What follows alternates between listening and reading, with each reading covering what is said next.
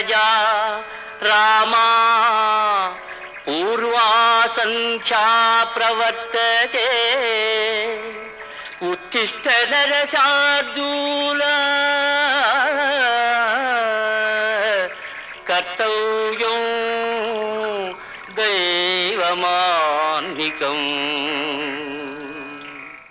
సంస్కృత వేదాంతంలో గాంభీర్యం ఉంది. సంస్కృతంలో చాలా గొప్పగా చెప్పిన బ్రహ్మసూత్రాల్లో ఉన్నది ఎలాగా? శ్రీమన్నభీష్టవరదాఖిల లోకబంధు. చూస్తే మామూలు మాటే, స్వామి అందరికీ వరాలు ఇచ్చేవాడ. అభీష్ట శబ్దానికి అర్థం వేదాంత దేశకుల వారు ఎంత అందంగా చెప్పారు. అంభీషయతి, భగవంతుణ్ణి బెదరగొట్టేదట మన కోరిక. ఇది మనకి బ్రహ్మసూత్రాల్లో చెప్పింది. ఇలాగా బ్రహ్మసూత్రాల్లో గాంభీర్యంగా ఉన్నటువంటి భావాన్ని కూడా చిన్న మాటలో చూపించడం ప్రతిపాదన. ద్రవిడ ప్రబంధాల్లోని మాధుర్యాన్ని చూపించారు. అంటే తిరుప్పావై కానీ, తిరుప్పళిచ్చి కానీ, నమ్మాళ్ళవార్ల పాసురాలు కానీ అవి చూసినట్టయితే ఆ భావాలు కూడా దీంట్లో కనిపిస్తాయి. సాంప్రదాయ విశేషాలు.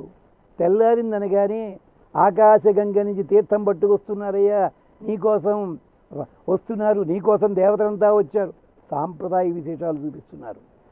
వాయు పురాణము, వరాహ పురాణము, భవిష్యోత్తరము, స్కాందము, ఆదిత్య పురాణము, మార్కండేయ, వరాహ ఈ పురాణాల్లో గాథల్ని కూడా చక్కగా రేఖామయధ్వజ అన్న శ్లోకాలలో అక్కడ ఆ వర్ణనంతా కూడా మనకి పురాణాల్లో ఒక్కొక్క భక్తుడు చేసిన వర్ణన అది మన కళ్ళకు కనిపించేలా చూపిస్తారు.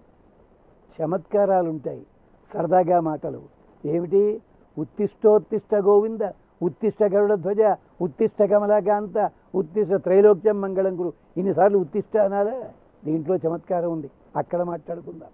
ఇలాంటి చమత్కారాలు ఇలాంటివన్నీ ఇతర సుప్రభాతాలన్నిటికంటే కూడా ఒక మెట్టు మీద పైన నిలబెట్టాయి అని అంటారు. భగవద్భక్తులందరికీ కూడా గుర్తుంటుంది. వెంకటేశ్వర సుప్రభాతాన్ని అనువాదం చేద్దామని ప్రయత్నించారు తెలుగులోకి, దాంట్లోకి అనువాదం చేశారు తప్ప అనునాదం చెయ్యలేకపోయారు. అది విశేషం. అదేమిటో జ్ఞాపకం చేసుకుందాం. అయ్యా, అనువాదం చేశారన్నారు, అనునాదం జరగలేదంటున్నారు. అంటే అనువాదం అంటే అక్కడున్న భావములు పలికించగలిగారు తప్ప వెంకటేశ్వర సుప్రభాతంలో ఉన్న నడక కానీ, శైలి కానీ, ఆ పద్ధతిని ఇతర భాషల్లో పెడదామని చూచినా కూడా అందం అత్తగినట్టుగా అందం రాలేదు. ఎలాగంటారా, ఒకప్పటి రోజుల్లో తెలుగు భాష మీద బెంగాలీ, హిందీ ప్రభావం చాలా ఉండేది. శరత్చంద్ర బెంగాలీ నవళ్ళు, ప్రేమ్చంద్ గారి హిందీ అవి కూడా తెలుగులో అనువాదాలు వచ్చేవి. కానీ చదువుతుంటే తెలుగులా అనిపించేది కాదు, కృతకమైన తెలుగులాగా ఏదో విచిత్రమైనట్టుగాను ఉండేది. కారణం ఏమిటి? అక్కడ ఉన్న వాటికి అక్షరానువాదం చేశాడు తప్ప అదే మళ్ళీ 80 రోజుల్లో భూప్రదక్షిణం అని ఒకటి ఉంది. అది జూల్స్ వెర్న్ నవల. దాన్ని ముళ్ళపూడి గారు అనువాదం చేశారు. కానీ అది అనువాదం అని అనిపించదు, మీకు అచ్చ తెలుగు నవల్లా కనిపిస్తుంది. అంటే అర్థం ఏమిటి? భాష పట్టుకోవడం వేరు, భావాన్ని పట్టుకోవడం వేరు, భాషలో అందం పట్టుకోవడం వేరు. వెంకటేశ్వర సుప్రభాతాన్ని అనుసరిస్తూ రకరకాల సుప్రభాతాలు వచ్చాయి తప్ప వెంకటేశ్వర సుప్రభాతాన్ని భాషాంతరీకరణం చేద్దామంటే ఒక ప్రముఖులు ఒక మాట అన్నారు, ప్రస్తావించుకోవాలి దాన్ని. తమిళంలో గొప్ప రచయిత వాలి అని ఉన్నారు. ఆయన అద్భుతంగా సినిమా పాటలు ఇలాంటివన్నీ రాసి ఆయన ప్రయత్నించి చిట్ట చివరికి ఆయన ఒక్కరు అనువాదం చేయగలిగారు తమిళంలోకి. ఆయన అంటారు, ఇంత చేసినా కూడా సంస్కృత మూలంలో ఉన్న వెంకటేశ్వర సుప్రభాతంలో ఉన్న సొబగుని నేను అందుకోలేకపోయాను అంటారు ఆయన. అంటే అలాంటి అందమైన పద్ధతి లోపల ప్రతివాది వెంక అన్నం స్వామి వారు ఆయన ఆశువుగా గానం చేశారు. ఒక్కసారి ఆ స్వామికి మనసారా నమస్కరించుకుందాం. వేదాంత దేశిక కటాక్ష వివృద్ధబోధం. చాలామంది కొంచెం అన్యదా భావిస్తారు. ఎంచేత వేదాంత దేశిక సాంప్రదాయము, వరవరముని సాంప్రదాయము రెండు వైష్ణవములే అయినా చిన్న తేడా కారణం చేత 2 విభాగాలుగా మారింది.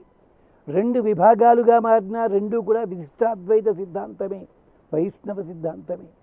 అద్వైతములో ఎలాగైతే 6-7 రకాలన్నీ వచ్చినా అది అద్వైతముగా ఉంటుందో, ఒక్కొక్క మతంలో ఒక్కొక్క పద్ధతి లోపల ఒక్కొక్క విభాగం వచ్చినా అది ప్రధానం ఒకటే, ఎక్కడెక్కడో చిన్న చిన్న తేడా కారణం చేత.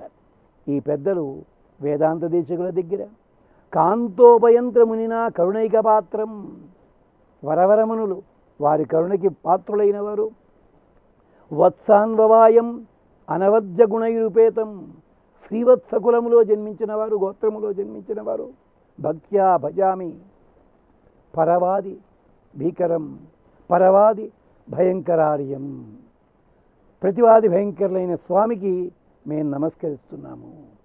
ఆయన రమ్యజామాతృమునీంద్రుల శాసనం చేత దీన్ని ఒక వ్యవస్థ చేసి గానం చేసి అది అందరికీ కూడా అందించారు మహానుభావులు. వారికి నమస్కారం. ఇందాక వేసుకున్న ప్రశ్నలకి ఇప్పుడు వరుసగా సమాధానం చెప్దాం. అయ్యా, కౌసల్య సుప్రజారామన శ్లోకంతో ప్రారంభించారు. అది రామాయణంలో శ్లోకం. అది ఎందుకు ప్రారంభించినట్టు?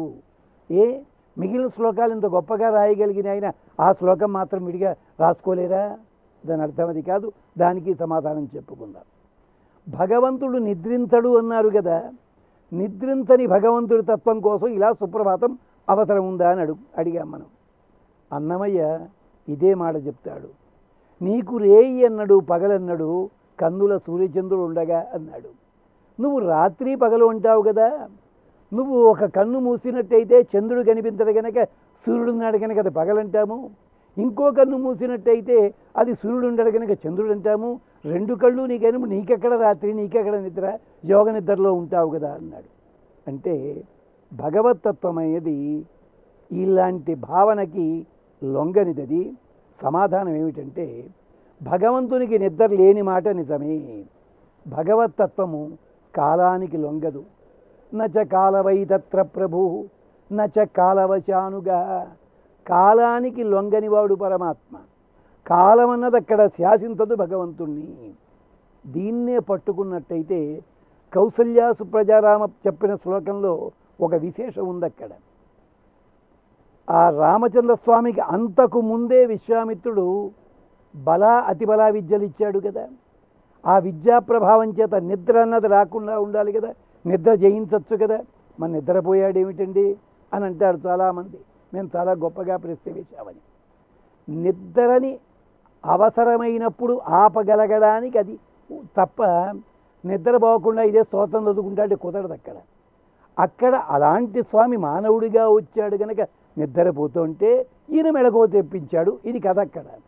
ఇక్కడ స్వామి భగవంతుడికి అవసరం ఉందా అంటే దానికి కారణం వేదంలోనే చెప్పారు.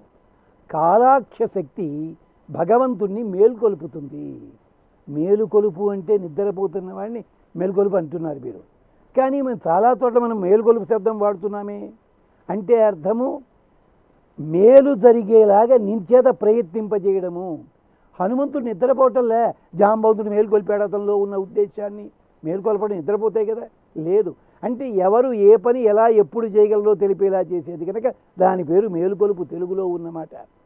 భగవంతుణ్ణి సృష్టి చేయించాలన్నా, స్థితి కలిగించాలన్నా, ఆయా ద్రవ్యములకు గుణములు చేర్చాలన్నా ఒక శక్తి ఆయనలో ప్రబుద్ధం కావాలి.